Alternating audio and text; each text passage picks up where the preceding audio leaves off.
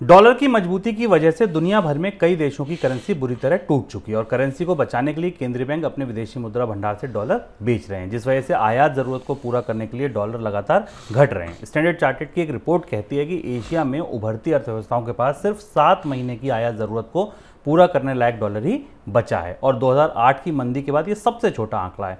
भारत में reserve bank ने रुपए को बचाने के लिए अगस्त के दौरान 13 अरब डॉलर खर्च किए थे। ये हमने कल ही रिपोर्ट किया था। सर, एशिया के विदेशी मुद्रा भंडार को लेकर समस्या क्यों बढ़ रही है और इसमें भारत की स्थिति अगर देखें तो वो क्या है? 4 बड़ी एशियन अर्थव्यवस्थाएं हैं, 4 प्रमुख अर्थव्यवस्थाएं हैं जिनके विदेशी मुद्रा भंडार अब खतरे की तरफ खिसक रहे हैं। ये बात स्टैंडर्ड चार्टर्ड की रिपोर्ट कहती है, पर भारत में तो हम इन आंकड़े पर लगातार चर्चा करते रहे। पहली मुद्रा पेसो है, जो कि दूसरी वॉन है और तीसरी थाई बाट है और उसके बाद चौथा रुपया है। इन सारी इंडिया, भारत और थाईलैंड की अर्थव्यवस्थाओं पर ज़्यादा दबाव दिख रहा है। इसमें हालांकि भारत सबसे नीचे, थाई बाट सबसे तेज़ी से गिरा है। यहाँ हो ये रहा है कि अपनी अर्थव्यवस्थाओं में अपनी घरेलू मुद्राओं की कमजोरी को बचाने के लिए यहाँ इन देशों के सेंट्रल बैंक अपने विदेशी मुद्रा भंडारों से डॉलर उलीच रहे हैं ताकि उसे बचाया जा सके। इस पर हम लगातार चर्चा करते रहे। स्टैंडर्ड चार्टर्ड का आंकड़ा बताता है कि जो भी फॉरेक्स रिजर्व में गिरावट आई है, विदेशी मुद्रा भंडारों में गिरावट आई है, वो फॉरेन एक्सचेंज मार्केट में केंद्रीय बैंकों के इंटरवेंशन की वजह से इसकी एक बड़ी वजह है। जैसे कि थाईलैंड ने करीब भारत ने 81 बिलियन डॉलर और थाईलैंड ने 32 बिलियन डॉलर का रिजर्व डिक्लाइन देखा है पिछले दिनों में विदेशी मुद्रा भंडार में इंटरवेंशन के कारण। दक्षिण कोरिया का रिजर्व 27 बिलियन डॉलर गिरा है, इंडोनेशिया का रिजर्व 13 बिलियन डॉलर गिरा है और मलेशिया का रिजर्व करीब 9 बिलियन डॉलर गिरा है। इसमें भी थाई सबसे ज़्यादा खराब स्थिति में है। अब यहाँ से इन देशों के लिए डॉलर की मजबूती, कच्चे तेल की महंगाई और जो अंतर्राष्ट्रीय बाजार में अस्थिरता चल रही है, उसके बीच विदेशी मुद्रा भंडारों को खतरनाक स्तर तक गिरने से बचाए रखना बहुत बड़ी चुनौती हो गया है। और 7 महीने और 6-7 महीने का औसत विदेशी आयात कवर इन देशों के पास उपलब्ध है और जब भी विदेशी मुद्रा भंडार एक निर्धारित स्तर से नीचे जाते हैं तो उसका असर हमें उस देश की करेंसी की मजबूती पर दिखाई देता है। और अभी फिलहाल जो फैक्टर्स हैं दुनिया में, उसमें सबसे महत्वपूर्ण डॉलर की मजबूती है, जिसे संभाल पाना इन देशों के बस की बात नहीं। हालांकि डॉलर इंडेक्स में भी थोड़ी सी गिरावट आई है, पर वो तात्कालिक हो सकती है क्योंकि डॉलर इंडेक्स में आगे बढ़ोतरी की संभावना है।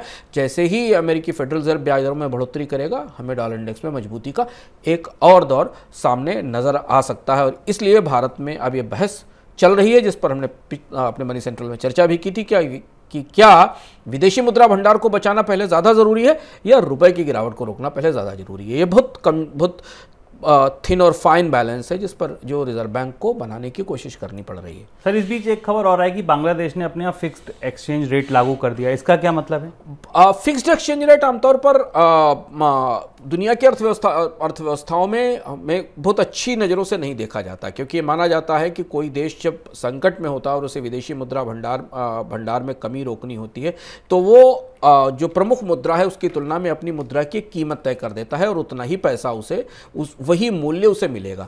बांग्लादेश ने तय किया है कि जो एक्सपोर्ट प्रोसीड्स आएंगी और जो विदेश से आने वाला पैसा है उसे एक निर्धारित स्तर पर 108% पर डॉलर के लेवल पर बैंक्स दे पाएंगे, इससे ज़्यादा नहीं दे पाएंगे। ये माने कि जैसे भारत में आरबीआई ये तय कर दे कि $1 के बदले अधिकतम 70 रुपये मिलेंगे या 75 रुपये मिलेंगे या 80 रुपये मिलेंगे।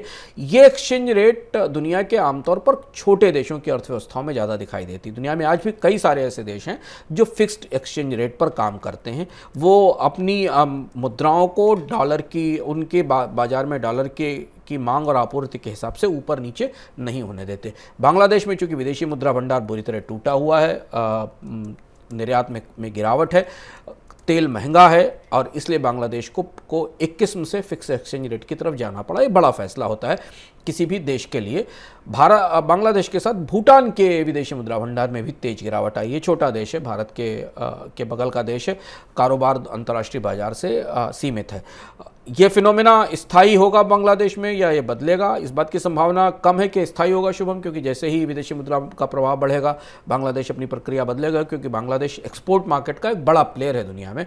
तो Bangladesh Bangladesh fix exchange rate की तरफ नहीं जा सकता।